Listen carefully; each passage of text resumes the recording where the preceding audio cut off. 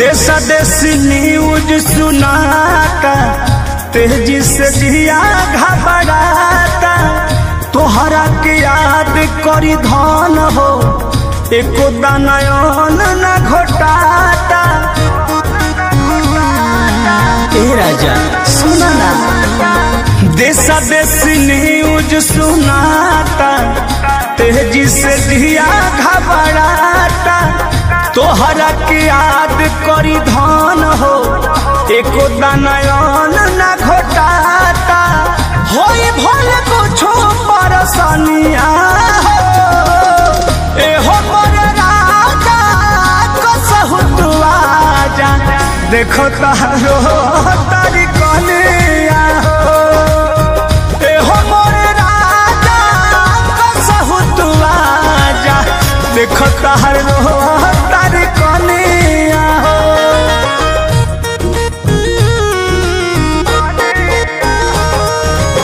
Music by Arya Sharma.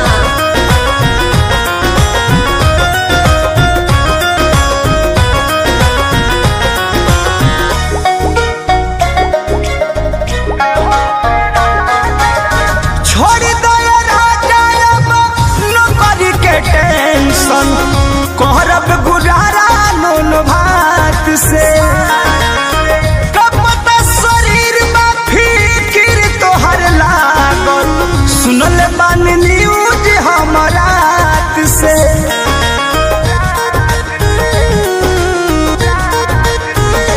हाँ छोड़ दो राजा अब नौकरी के टेंशन, करब गुजारा नून भात से।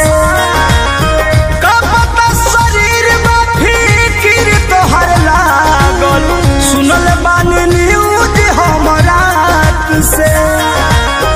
दुआरा छबाइल बा पलनिया हो, एहो हमर राजा जल्दी से आजा, घर तहारो तर कहलिया हो।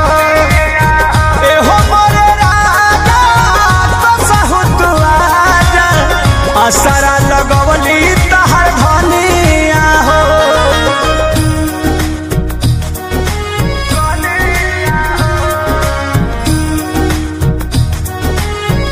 एहो मोर राजा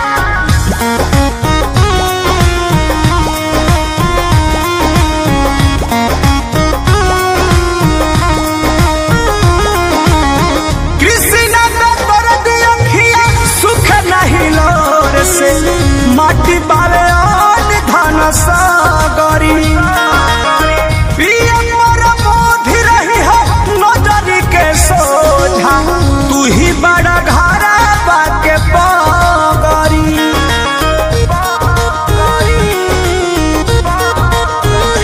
हो कृष्णा का दर्द अखिया सुख नहीं लोर से, माटी बावे और धन सागरी।